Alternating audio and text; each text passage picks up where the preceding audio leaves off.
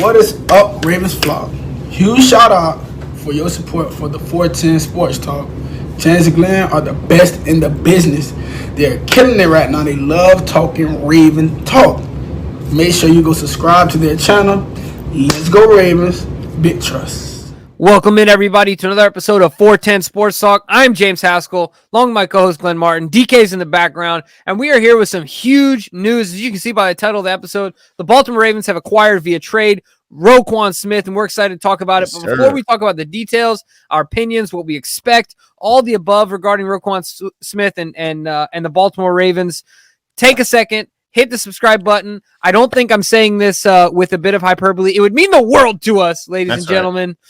Give us a like. Leave your comments below. We love interacting with you. But, Glenn, let's start with, before we talk about all the things that this means for the Ravens down the road, what was what was at play in this trade? Of course, the Ravens acquire Roquan. What did the Ravens give up in order to acquire such a talented player? Yeah, absolutely. This is a blockbuster move I think fans have been hoping would go down, but I don't think many really thought it would come to fruition, but it certainly has. So the Ravens get Roquan Smith. The Bears get a 2nd and 5th round pick in the upcoming draft, as well as linebacker A.J. Klein, who recently signed with the Ravens just a couple weeks back. Has only played in 2 games thus far. The first I got to fill the seat, right? Yeah, exactly. The first of which he played sparingly. Last week he played certainly more than he did the week before, but no need to have him in town anymore. The Ravens make their big acquisition. That's right. They've had some injuries to the position. Josh Bynes is dealing with an injury. It's keeping him out of practice. Queen left last week's game with an injury. I think he's ultimately gonna be okay, but he's banged up. Josh Ross is on his way back, but he's still not ready to come back to games. So they need to make a move. And Jimbo, they went out and got themselves an absolute stud, a 3-down linebacker not even in the prime, entering the prime of his career, a guy who's an absolute tackling machine. He can cover, he can blitz. There's nothing Roquan Smith cannot do on the football field. I could not be more excited to see this guy in Baltimore. 100%. I'm doing some quick math here because I'm trying to verify something without speaking out of my mouth here. But I tell you what, man, I'm super excited about this move. I could not believe that this actually took place. It's one of those things where you read a tweet and you're like, is this real? And then you see people with the blue check tweeting it out, and it was just shocking. Now, the other piece of this, before I give my thoughts on this, the other piece of this I think is important, is as a part of the deal, as you all know, if you follow the Ravens, they're up against the cap, basically. Yeah. At this point, they have pesos left for salary. They have 2.5 left. Right, so I think DK's got a graphic here, and I think this is great.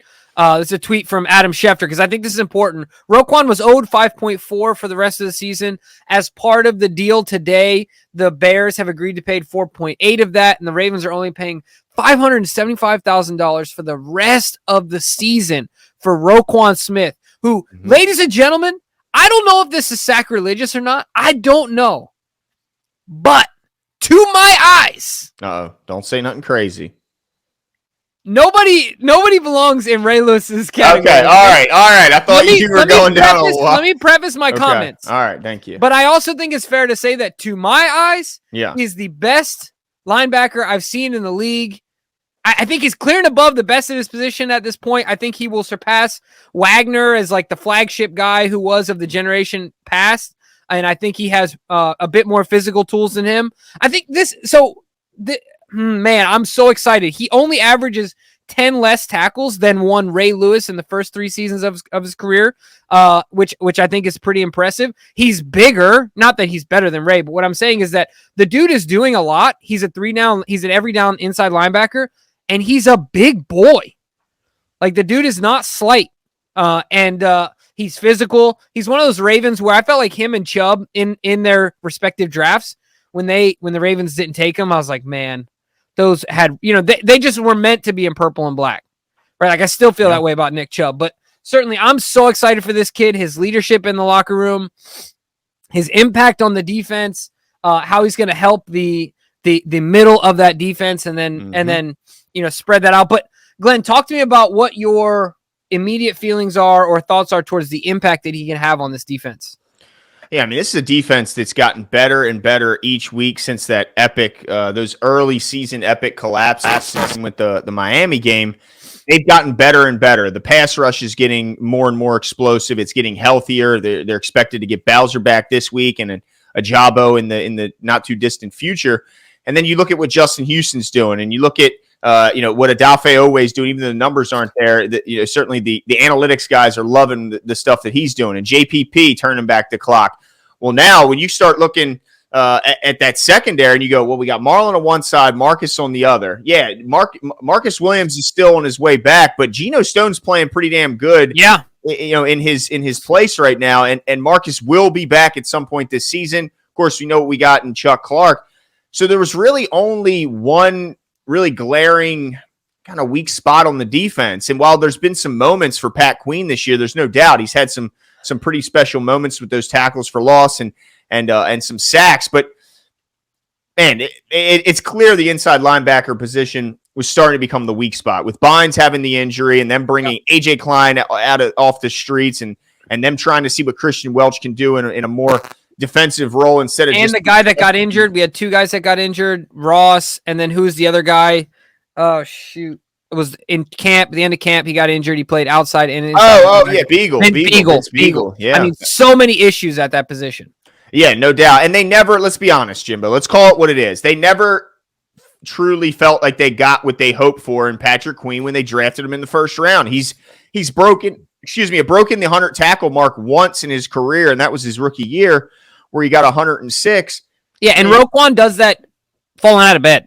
That's like his worst season. Last year, let's just give you some context. Roquan had 163 total tackles with 3 sacks and a pick. That's a pretty big difference when you talk about 98 tackles for Pat Queen with 2 sacks and of course no interceptions. Dude has 83 tackles already, Glenn. He's got 83 tackles. He's got 2.5 sacks on the seasons. He's already got 2 picks, including one with a minute left that really changed the outcome of a game. I mean, there's really nothing he can't do. It is. I do wonder what this means long term. I know we're not really going to get too much into it, much of the long term, but what this means for them in the short term is that this defense that was already trending in the right direction just got a whole lot better. Yeah, I think in the short term, something to think about is that we talked about, Glenn, we were kind of divided on the Orlando Brown thing initially. If you guys recall, those who've been watching the show for a while, you'll know that Glenn's idea, which I get, was that you keep him even though he's disgruntled and you go all in, right? Like that's an all in season and you see what happens in the next year. And it obviously would have paid off because we wouldn't have had to deal with the Alejandro Villanueva situation. We would have had him. He could have slid over to left tackle, whatever, based on Ronnie's injury. But that didn't end up happening. Now, the Ravens, to me, this is a clear sign. They're all in. It's a Super Bowl year. They believe they have a shot, which we believe as well. And they're doing every move they possibly can to get there. But something I just want to add on top of this conversation is the fact that next year they're going to be dealing with 2 players, neither of which have an agent, one of which could potentially get the franchise tag, but only one franchise tag is available. It's gonna be it. That was like I was excited, and then I immediately thought, okay, we gave up compensation. We're gonna have to sign him. Oh shoot, he doesn't have an agent. LJ doesn't have an agent. Are they going to be like, I saw the meme with Step Brothers from the movie Step Brothers where they interview together, where they just pop out. We're here to negotiate together. Oh my gosh. They're like bobsledding. Just looking directly into the soul of Eric DaCosta and going, how, because that's the question, Jimbo, is this move purely for the all-in short term? Or, I mean, you wouldn't think it would be. I mean, you give up a 2nd round and a 5th round pick. Maybe the 5th round you could see, but giving up a 2nd round pick for this organization isn't something they do every day and certainly something they don't take lightly. So does that guarantee that or does that make it seem as if there's at least been a conversation between them and the agent of some sort of an understanding of a ballpark of what an extension would look like? Well, he doesn't have one. Oh, shoot. Well, whoever, I guess. That's what I'm saying. So now you got 2. Neither have an agent. So there had to have been some sort of conversations with either him or someone who's negotiating on his behalf. You gotta have an agent. Yeah, that's the man. Because I don't know if you talk to the player, is that tampering? You know what I mean? That's a good point. Man, I didn't think about that. He's got. Yeah, DK says it is tampering. So you can't. It's wow, all fake. so this is certainly a bold move by the Ravens. Maybe the Ravens, maybe Eric got the skinny from the GM as to what Roquan wanted. That's a good point. And said, okay, I can figure this out. We feel comfortable there. Because look, remember that the Chicago Bears, sure, they're getting more draft picks, but let's be honest. They got young GMs who, I don't know if I believe in them yet. Like, well, here's the thing. Next year, the Bears now have $100 million in cap space and 9 draft picks. Right, but other teams have been in that scenario. The Jaguars in that scenario every other year. Well, that's true. I mean, they still got to do something with it, but they certainly have the ammunition. You give $100 million and 9 draft picks to that's like to a new GM. That's potentially like giving a 13-year-old keys to a Corvette. It is. They can make a lot of bad decisions. If you make the right hire, you're right. Then you're off and running. That's really the question. So maybe Eric figured out what it was and was like, you're missing the ball here. So anyway, I don't want to spend too much time on that, but I think it's something important to consider moving forward. Yeah, but so let me ask you this then. What does this mean for Pat Queen? Is he simply just going to be like, do you think he's like, damn, obviously they're not keeping me around for my 5th-year option or after? Does this mean you're not going to get, like, do you think they have to move? Does Pat Queen have to go now? Yeah, it's going to be interesting. I mean, does he have to go this offseason? Does he have to go before the trade deadline? Because next year his money is manageable. Yeah, the 5th year, of course, it'll go up. But they're not giving him his 5th year. Right, they're not going to give him his 5th year. So next year is manageable. But do you trade him while he still has value? Right? You know what I mean? So you trade him because he's now going to be disgruntled. And does he even want to participate? I mean, I don't know how that works. Yeah, I don't know if I see him as disgruntled right now. I think if I were him, I would be excited to play next to a guy like Roquan. Now, if I got directly benched for a guy like Roquan, look, if anything, Roquan's going to make his life easier. Well, he's going to eat into his snaps, though. I mean, Pat Queen's been playing an incredible amount of snaps, and there's can they not be on the field at the same time? I mean, you can in the nickel, but once you go anything lighter, you're taking off one of your linebackers. I mean, and especially when you got Hamilton and you got Chuck, and he's got to move to the weak side, but he's also going to move to the bench in passing downs. Like he's going to be. I mean, they're going to have Hamilton in that role. They're going to have Bowser in that role. I mean, when he's back, they'd rather have Bowser in coverage, I'm sure, than Pat Queen. That's not even that's a pretty easy one. So I think Pat Queen's in for a massive cut in his playing time. And look, this could be one of those scenarios like when you look around the league and you see like these 3rd down backs and you go, man, they look so good with 6 carries, and then you see them with 12 and they don't look as good with 12 because 6 is their sweet spot. Maybe they find the sweet spot for Pat Queen in his snap count and in his role, and he kind of excels in this new role, even if he is getting less snaps. Now he'll end up in New England, or end up in the Giants, or with the Jets. Well, that tells you something. If the Giants don't come calling, if Wink doesn't call him, that is a bad indication.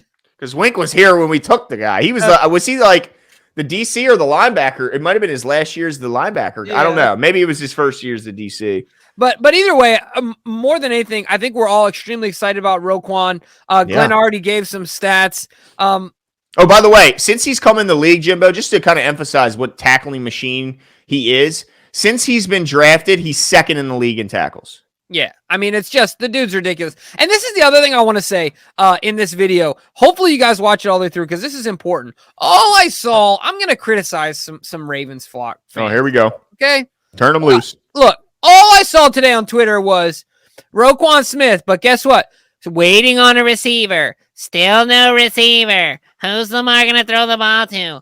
Blah, blah, blah, blah, blah. Like, I can't deal with it anymore.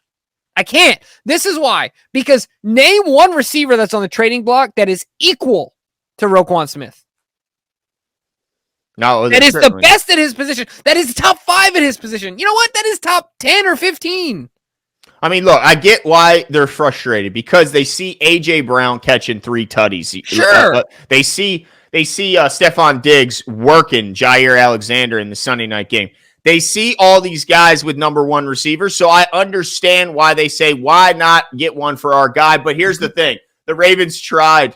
They tried with Hollywood. He didn't want to be Right. here. They tried with Bateman, and he's banged up. I think they're trying, but yeah, I mean, you can't argue with it. They're not. And they're look, not at the end of the day, name Kansas City's number one receiver. Yeah, it's their tight end.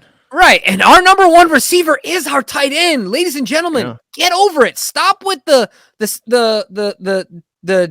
separation between the roles. Like Mark Andrews is our number one receiver.